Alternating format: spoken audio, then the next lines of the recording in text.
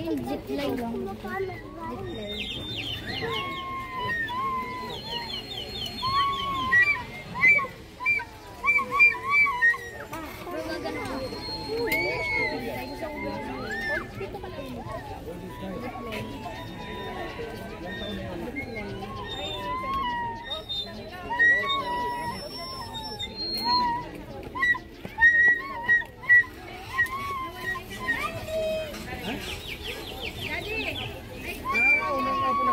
Peris mo.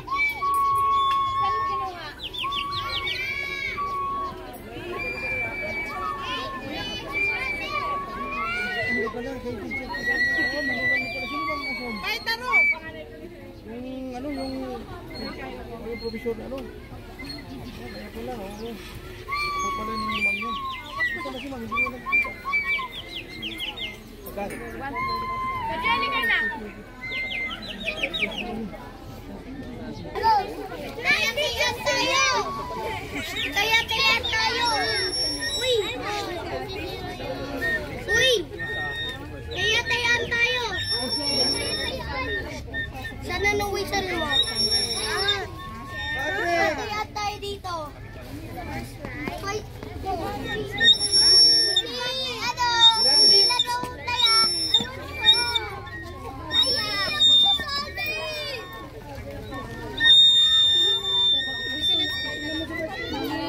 The horse? Bakit hindi dyan dito?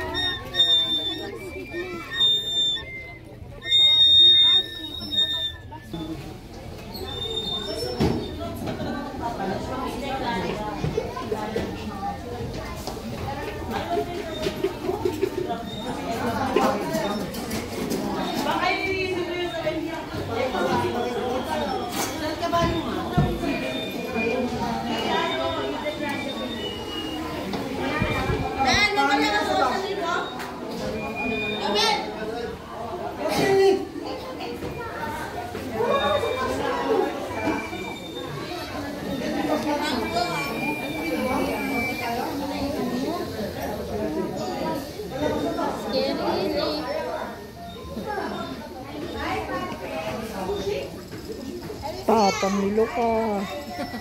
Kaya ako napagod, teacher.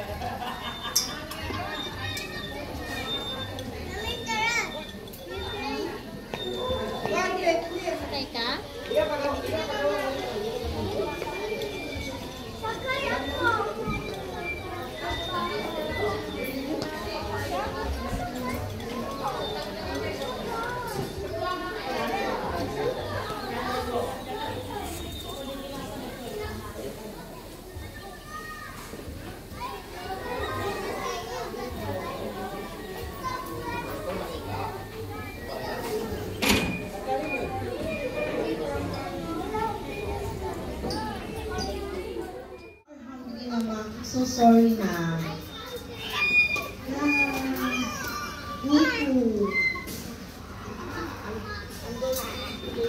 Oh, George.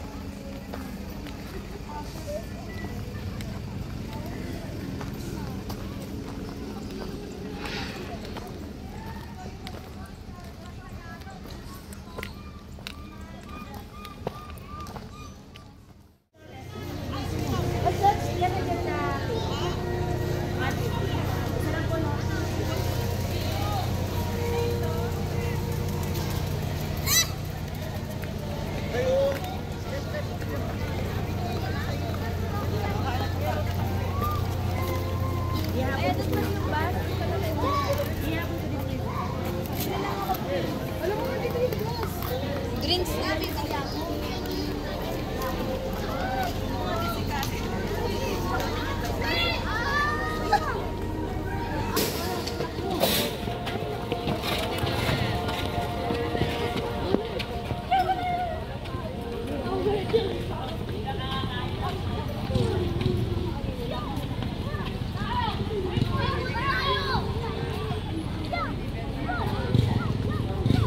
Calvin! Ano yan?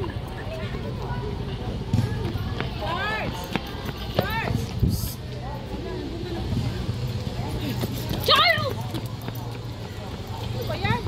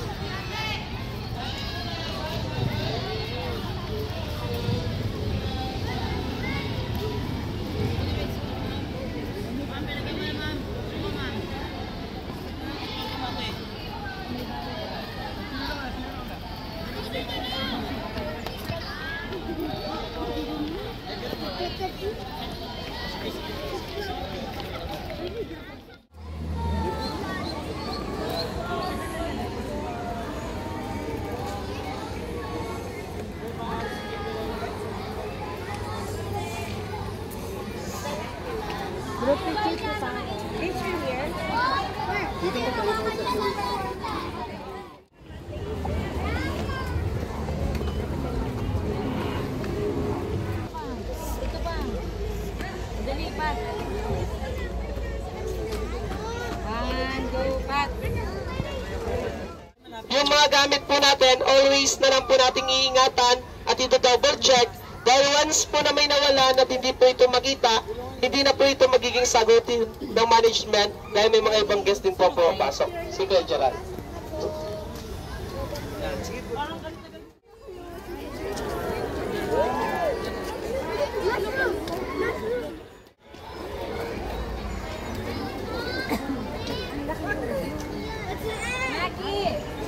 What So, is that? request number 1 entry. Welcome po sa Insert Glandia. And then, second po natin si Labidora, dyan po may kaguhan. Susunod ang second ad po natin at tinatawag po natin siya, earrings.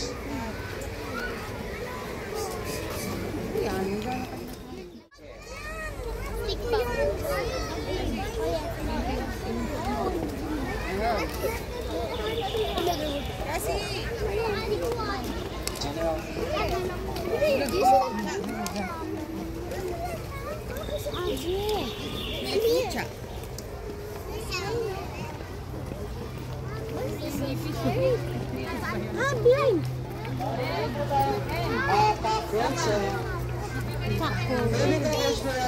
Ipis mo ito. May mga kadalagdaran naman po tayo mga pilis yung mga persons. So, makikita po natin sila mamaya doon sa Insect Museum. And then yung next one natin si Clarity D. So, meron sila po yung mga pagkakasapin po natin sila. Isa ka, B. B. Pat.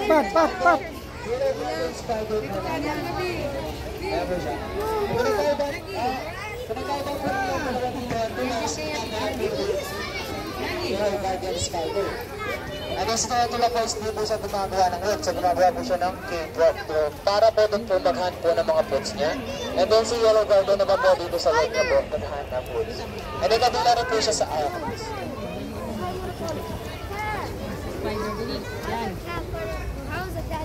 Anong kapeng?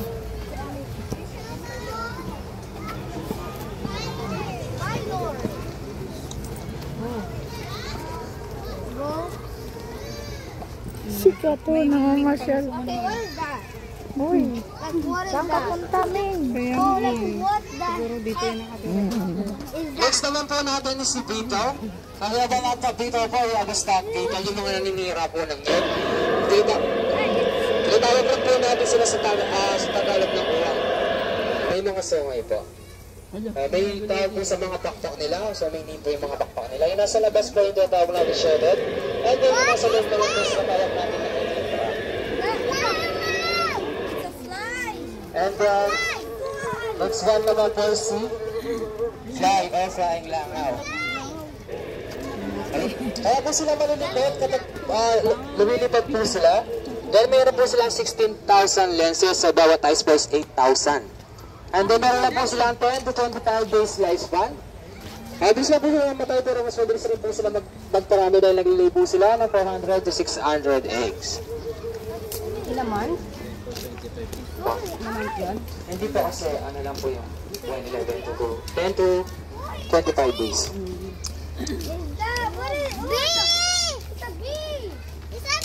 So dito muna po tayo. Yung mga itong gustong, yung mga gusto po mag-check ng ating mga insect. May mga live insect po tayo. Preserve insect dito sa insect museum. Kaya lang na po nagpupusin po kay Paying Mantis. Sabay-sabay po tayo po natin. Kaya po lang siya po sa bag. Pag nakagin na po tayong bag, lagi po natin sinasabi na ladybug. Kapag po female po yung ladybug po natin. And then kapag may laman tayo, pinatawag po natin silang ladybird. Na-identify po natin sila by dots po nila sa likod.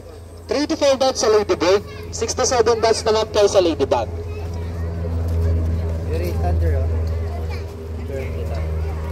And then the biggest statue po natin dito sa Insectlandia si Bamboo. We have a lot of people. We have a Olympus bee, kahit yung Bamboo. Yung mga version na tsaka natin isa lang po yun.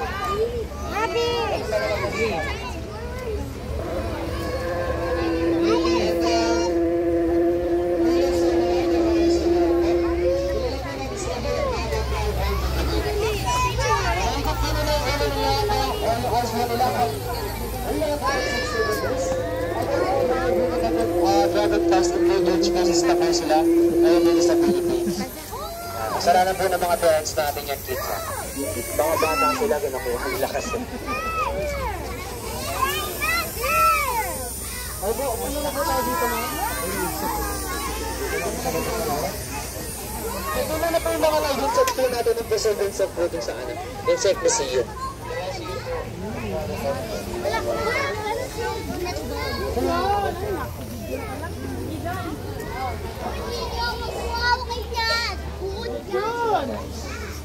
Ayun, we have liver po. Ito yung mga source of protein natin guys. Yung mga worms. Yun yung mga pinafried, tinutunaw, ginagawang powder. Pwede kayo, no? Opo. Ito ma'am, yan. Yung mga worm natin. Pwede sir, kaya ba? Hindi ba yan ini-exotic? Exotic food sila actually. Consider. Opo. Actually ma'am, edible sila. Edible sila kainin kang buhay. Okay, talaga? Opo. Ay, pass. Joke lang pala yun. Charis. Pero yun o, edible sila kainin. Edible, okay. Opo. Yun yung source of protein natin yung actually. Dito po nanggagaling yung mga protein natin. Like protein shakes. Mag-fruits naman yan dito po. Another vlogger? Daming vlogger.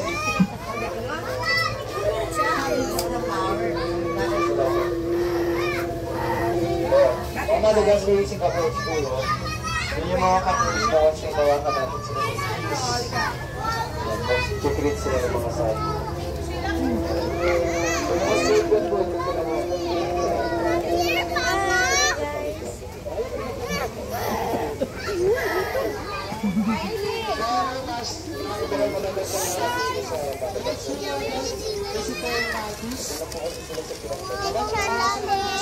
Hello.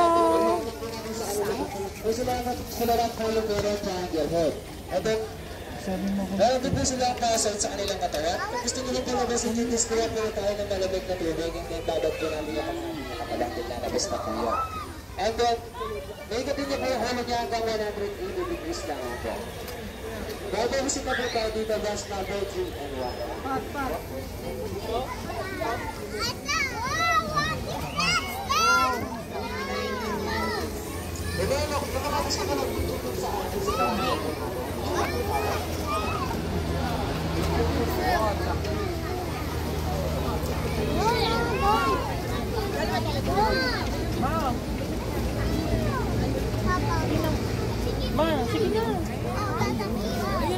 Ayan, 1, 2, 3. Dito. Sa pa, 1, 2, 3. Meet! And then yung next naman po natin is si Steve. So si Steve, hindi po siya kabilang sa mga insect. Kabilang na po siya sa terrestrial Ponticus remote monarchs. Yung mga monarchs na tinatawag po natin is yung mga walang legs. Like snail po. Dahil nagsisilbing guys po nila, is yung dulo po ng world po nila. And then yung nakikita po naman natin na naiingat na bakas po nila at talatandaan po nila yun para hindi po sila maligaw. Meron po kasi na po tayo dito. Bus number 3 and 1.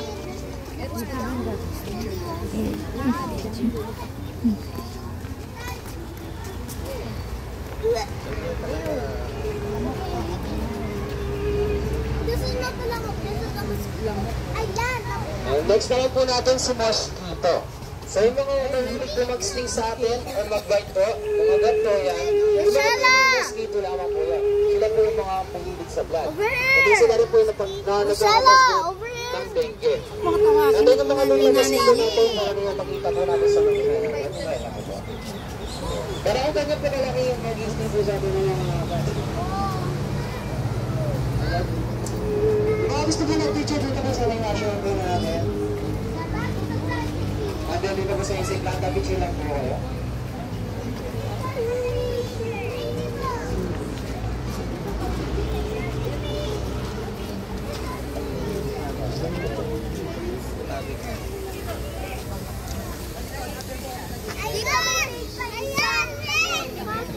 So, dito po natin kasama natin sa insect kasi yung pinapasin na original po.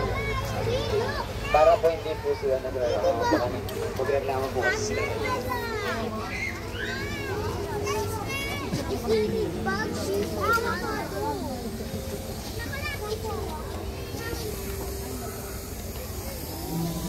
So, ano kayo lang po? Yeah.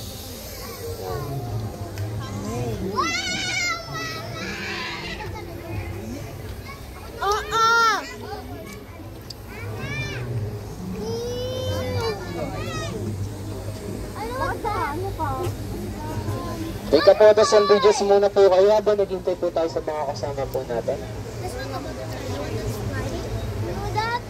Oops, yeah.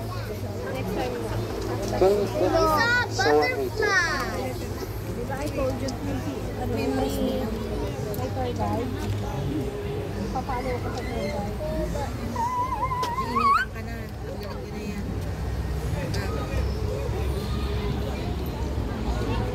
po siya sa mga animals.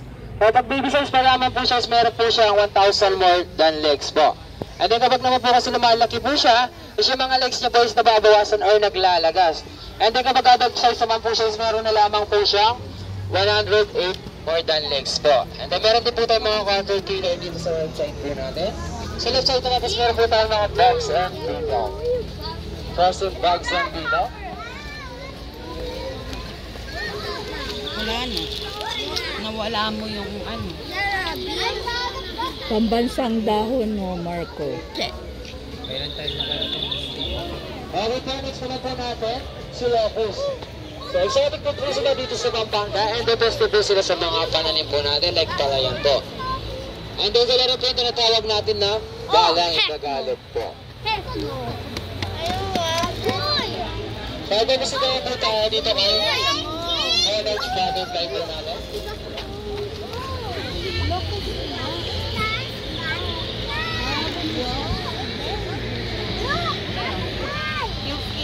Okay po.